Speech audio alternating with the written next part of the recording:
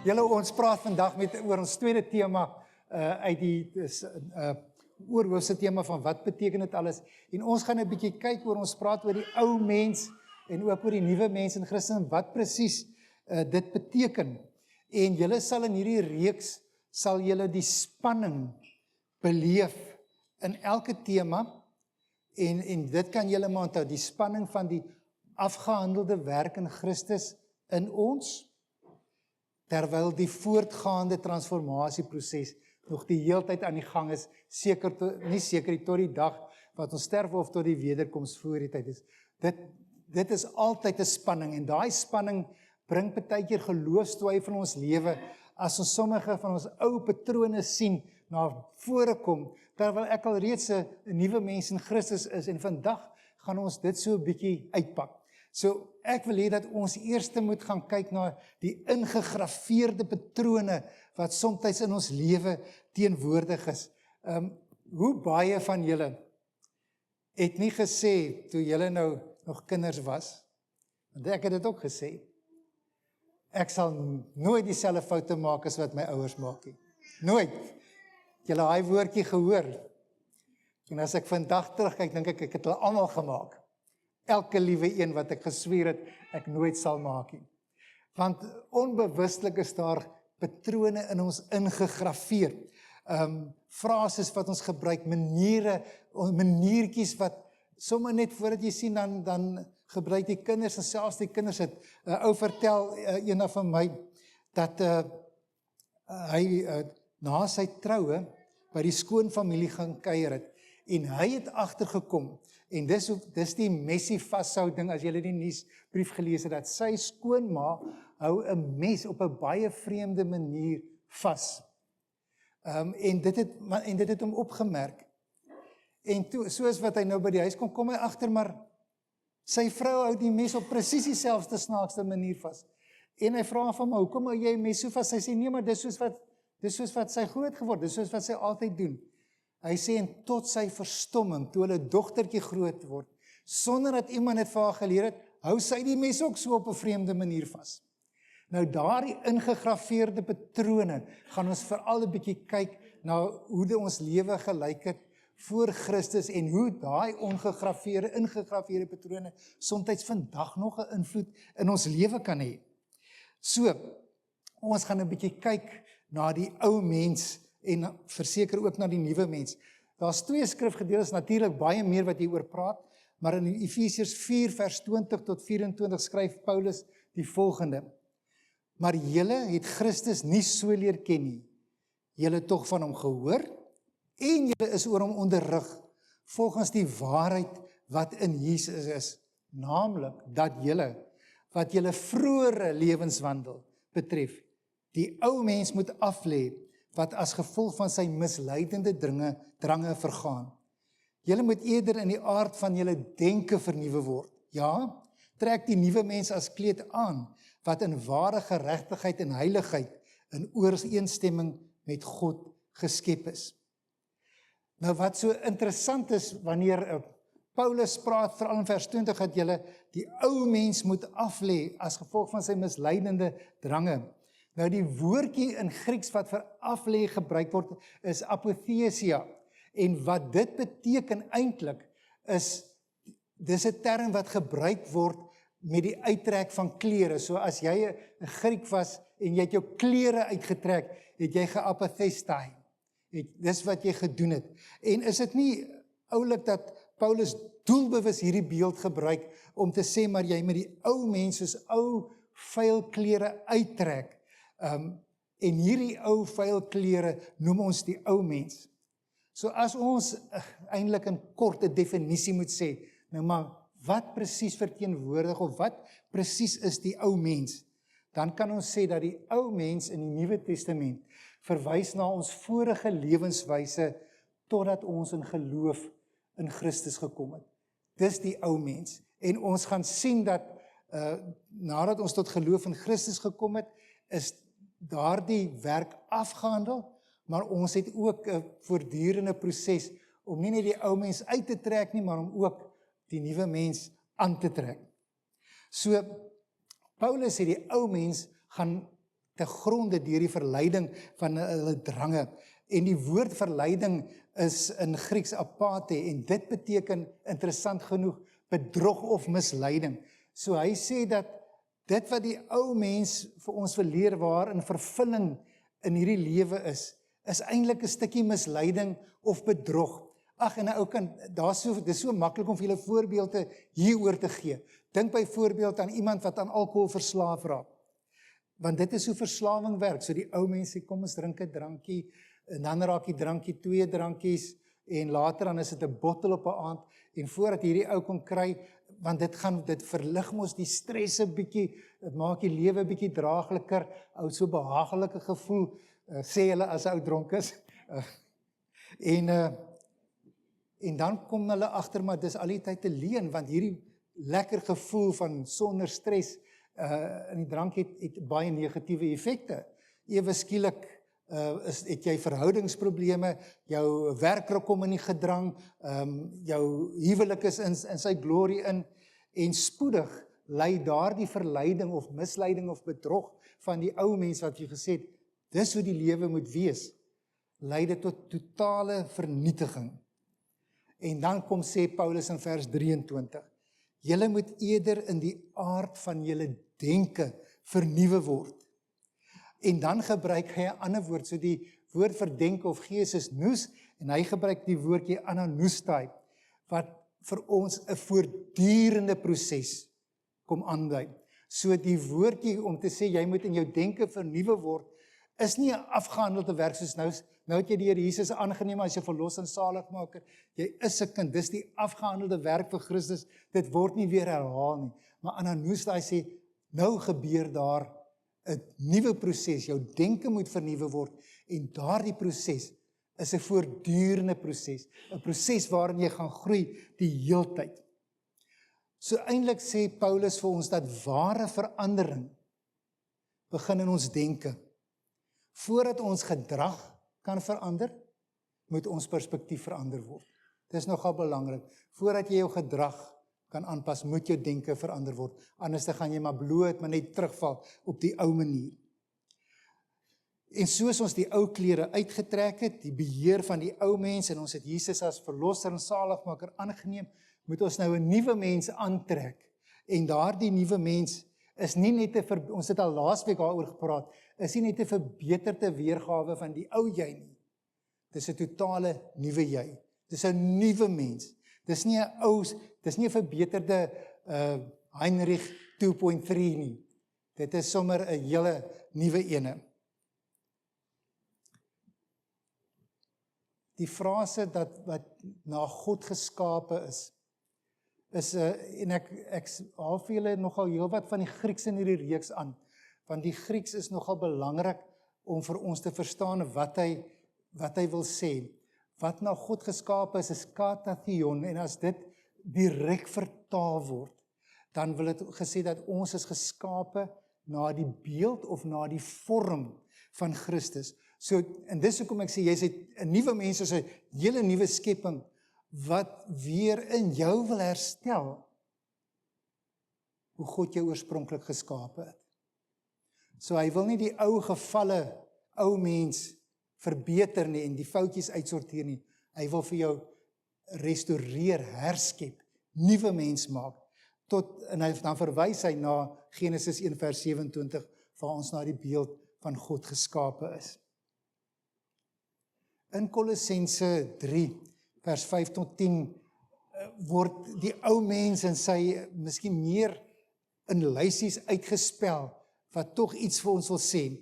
So verse 5 tot 7 sê vir ons iets, en verse 8 tot 10 sê vir ons iets. Kom ons lees gou dit saam. Vanaf vers 5.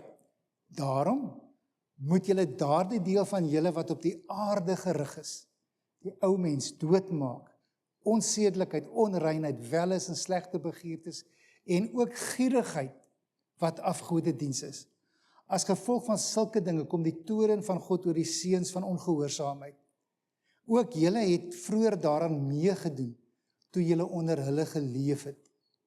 Maar raak ook julle van al hierdie dinge ontslae.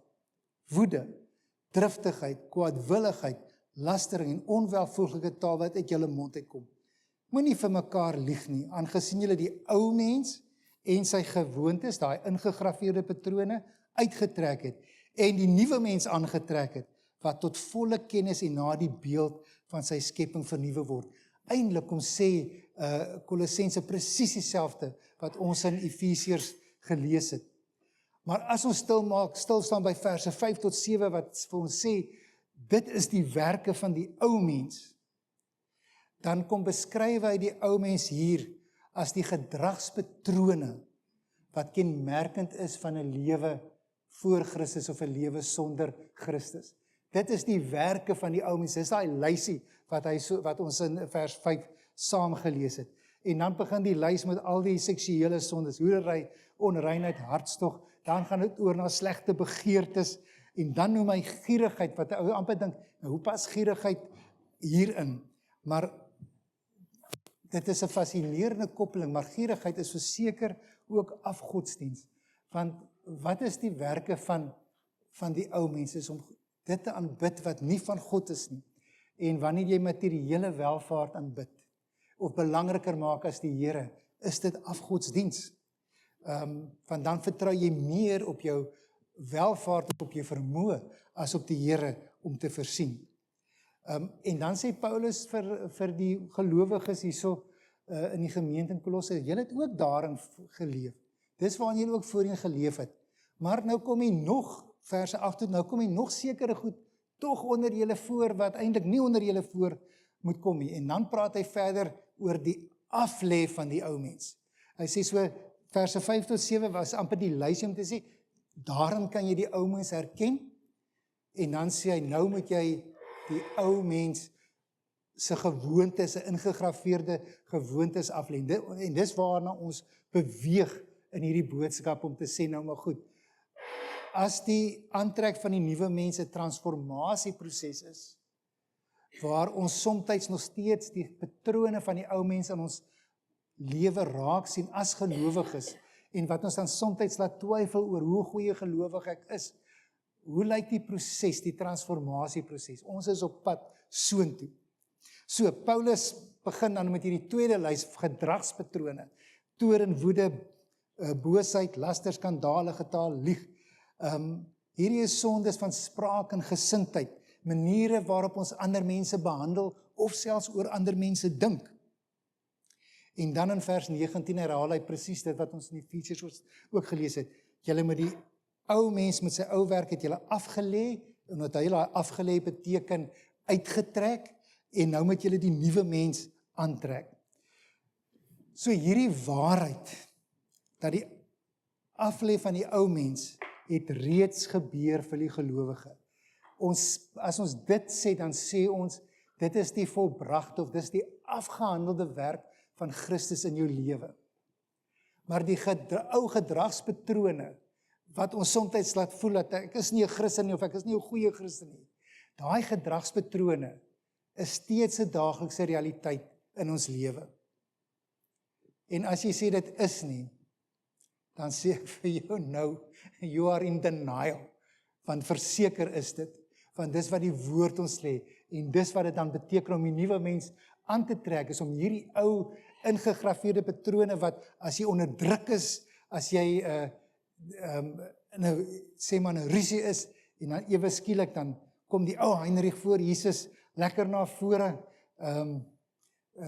Daar is nie baie mense wat al die voorreg gehad het om my kwaad te sien in die lewe nie. Ek is redelik egalig.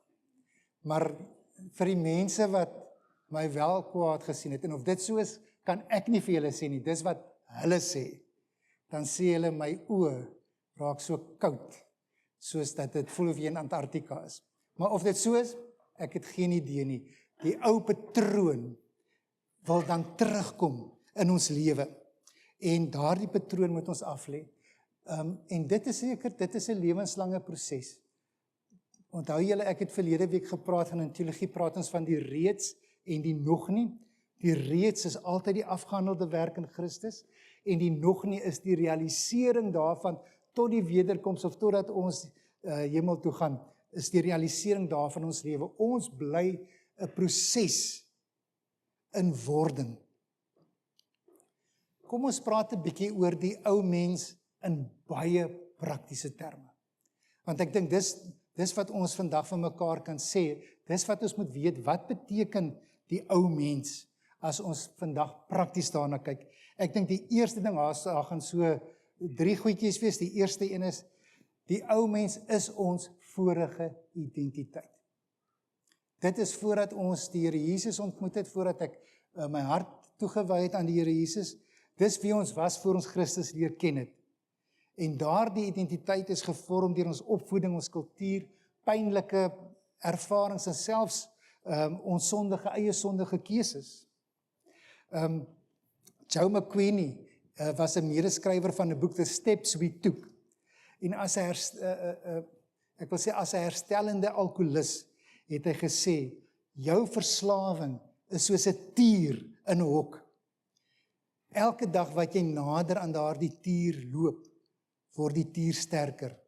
En elke dag wat jy verder van daai tier wegbly, word die tier swakker. Hierdie tier, die ou mens is altyd daar, selfs al het ons 'n nuwe identiteit in Christus. Die tweede ding wat ons moet besef is dat die ou mens manifesteer in ingegraveerde patrone. En dit is daai dinge wat ek dink waarin jy soms in jouself so teleurgesteld is, as jy op 'n ou manier optree, want jy dit goed dan afgelê. Hoe manifesteer dit? Hoe raak dit weer sigbaar in jou lewe? Dis hierdie ding oor die ou mens, dat hy manifesteer, hy probeer altyd terugkeer in hierdie ou ingegraveerde patrone. En dan die derde ding wat ons oor die ou mens moet verstaan, dis 'n valse self. Want dit wil vir ons vertel wie jy is, dat jy of jou samelewing bepaal wie jy is en hoe jy moet dink en so aan. En dit is so 'n gevaarlike ding. Want wie jy is wie Christus sê jy is. Dit moet ons vandag baie mooi verstaan. Wie jy is nie wie jy dink jy is, of wat die samelewing dink jy is, of jy's 'n loser, of jy is die of dat. Wie jy is wie Christus sê jy is. Dis ons nuwe identiteit in Christus. Ek wil amper sê, die kontras van die ou mens in Christus met die nuwe mens in Christus is eintlik ongelooflik. Die ou mens word, die nuwe mens is die herstelde identiteit waartoe ons oorspronklik geskape is. Waar daai volkome harmonie, volkome intimiteit, volkome koneksie met die Here Jesus is. In Kolossense 3 vers 10 sê Paulus, ons word vernuwe tot die kennis na die beeld van sy skepper. En die woord vir kennis is gnosis. Engels het dit amper net so gevat, knowledge. Knowledge is amper 'n direkte Engelse vertaling van die Griekse woord gnosis. Maar die woord wat Paulus hier gebruik in Kolossense is epignosis. En epignosis wil vir 'n ou die intieme kennis kom aandui. So dis nie net intellektuele kennis nie. Jy weet wie daai persoon is, maar jy het nog nooit ontmoet nie. Ons weet wie is Elon Musk, al het ons hom nog nooit ontmoet nie. Ons weet hy het SpaceX en sy vuurpyle kan weer self land en hy die Tesla ontwikkel. Ons almal weet baie goed, hoop ek, baie goed oor Elon Musk. Maar ek ken hom nie. Maar ek ken Liesel, want ek en sy is baie jare getroud. Ons het nie net kennis oor mekaar, ons weet nie wie ons is, maar ons het epignosis, ons het intieme kennis van mekaar. En dit is 'n radikale verskil, julle. Dis 'n radikale verskil. En dit is die idee wat Paulus wil kom oordra, as hy sê ons denke moet vernuwe word na die beeld van Christus, dan gebruik hy hierdie woord van epignosis. Dit gebeur in intimiteit, in 'n verhouding met die Here. Maar kom, laat ons nou 'n bietjie, ek het nou al 'n paar keer vir julle gesê dat een van my groot ouens wat ek lees en wat ook half deel ontwikkel het in ons gemeentestrategie, is Kerry Niehoff. Hy het 'n strategie van Breaking 200 wat ons gemeentestrategie is geskrywe. En hy sê altyd, action brings traction. Aksie bring traksie. Dit help nie net ons weet wat hierdie goed is, en ons weet dit nou baie goed, hoop ek nadat ek het probeer verduidelik het nie. Maar as ons niks daarin doen nie, verander dit nie in ons lewe nie. So kom ons kyk 'n bietjie oor hoe lê 'n mens die ou mens af. Hoe lê 'n mens die ou mens af? Daar is so 5 goedjies wat ek vir julle wil sê. Die eerste een is, erken die ou patrone van die ou mens in jou lewe. Ek dink jy weet baie goed wat die ou mense se ingegraveerde patrone is. Dit is daardie outomatiese reaksies wanneer ek onder druk is. Watter leuns glo ek oor myself en oor die waarde wat ek het? Erken hy ou patrone, want as jy hulle nie gaan erken nie, gaan jy hulle nie kan aflê nie. Is jou fuse kort? Wat moet jy doen? Die eerste proses, dink ek, vra selfkennis en dit vra eerlikheid.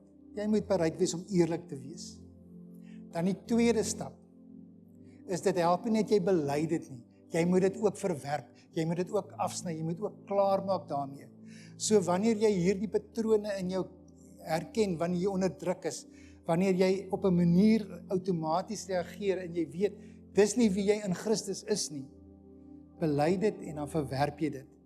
Om net te sê ek is jammer daaroor, is nie genoeg nie. Jammer in hierdie geval, is verseker nie genoeg nie. Jy moet sê, ek draai weg van hierdie ou manier van doen. Dis nie meer wie ek is nie. Ek is in Christus 'n nuwe mens.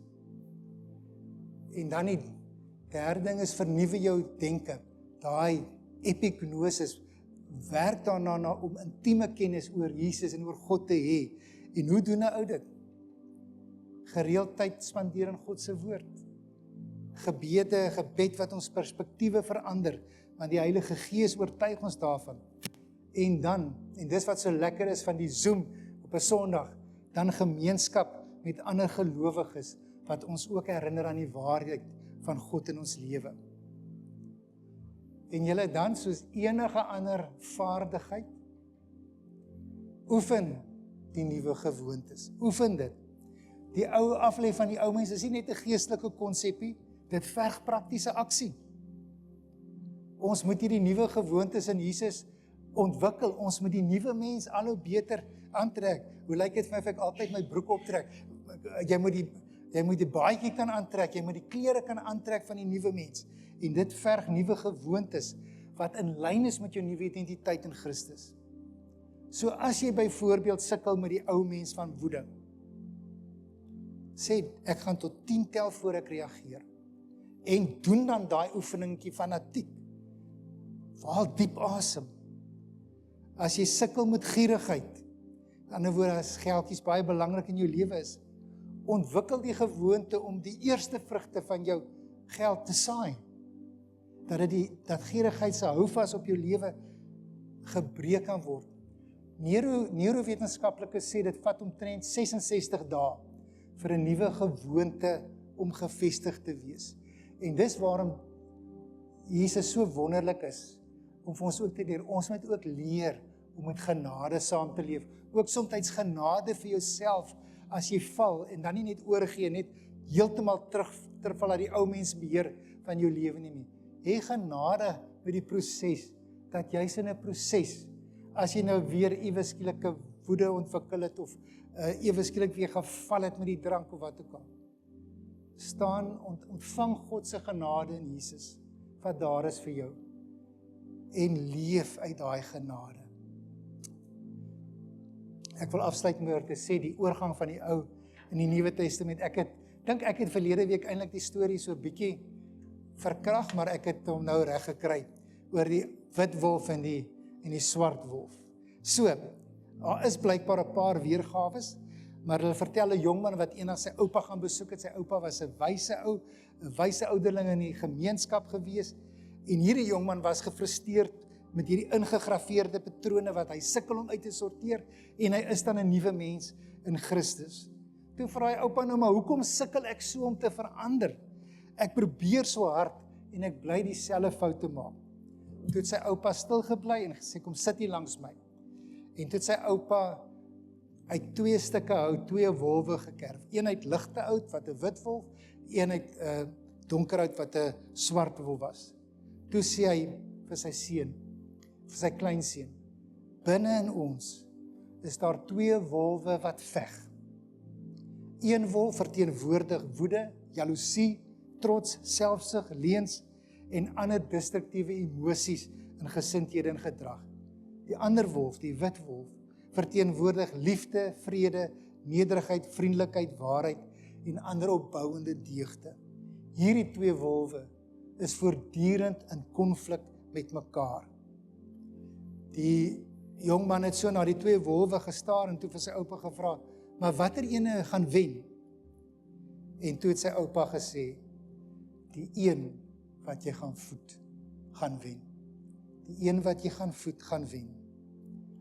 Ons het gesien vandag dat die ou mense realiteit is met die ou patrone. Dit is wat ons al hoe meer besig is. Dit word heiligmaking genoem. Die groei na Christus is om die ou mense effek uit te sorteer en daai effek manifesteer in hierdie ingegraveerde patrone wat ons uitsorteer. En ons gaan dit oorkom deur die regte wolf te voed in ons lewe, om ons te fokus op Jesus met epignosis, met intieme kennis oor hom, die regte wolf kos te gee in ons lewe. En die keuse is eenvoudig. Jy moet die keuse maak en dan die Heilige Gees vertrou om vir jou die deurbraak te gee. Jy moet hom toelaat om die transformasieproses in jou te laat gebeur. In hierdie gedeeltes het ons nooit gesien, dis iets wat ons moet doen nie. Ons moet toelaat dat dit aan ons gedoen word deur die werk van die Heilige Gees. So vandag is my uitnodiging of my uitdaging eintlik baie eenvoudig. Dis 'n praktiese uitdaging waarmee ek vir myself en vir julle wil huis toe stuur om te sê, kies vandag doelbewus om die nuwe mens te voed en begin deur een ou patroon, een destruktiewe patroon in jou lewe te eien. En ek glo ons almal kan dit doen. Eien dit en vervang dit dan met 'n nuwe gewoonte wat die nuwe identiteit wat jy in Christus het sal verteenwoordig, wat in lyn is met daardie identiteit. Doen net een hierdie week, volgende week kan jy nog een tackle, maar begin en onthou, wanneer jy val, dink altyd aan Micha 7 vers 8 wat sê, moenie bly oor my wees nie, oor my vyande. Al het ek geval, ek staan weer op, die Here is 'n lig vir my. As jy val, staan weer op, want jy leef onder God se genade, die 5de puntjie van die vorige stel skyfies.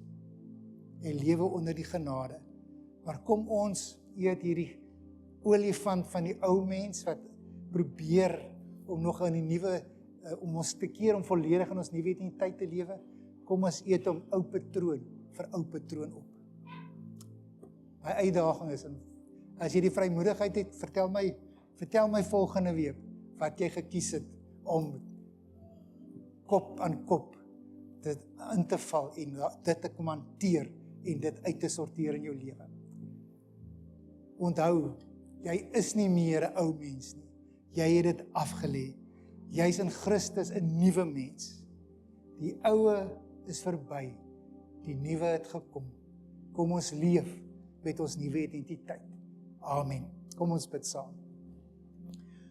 Vader, dit is soms ons baie ontstellend as ons juis omdat ons so toegewyd wil lewe aanneem, dat ons juis in 'n verhouding, in 'n intieme verhouding met U wil lewe, dan raak ons baie keer so teleurgesteld as ons sien van hierdie ou mens patrone wat weer in ons lewe sigbaar word.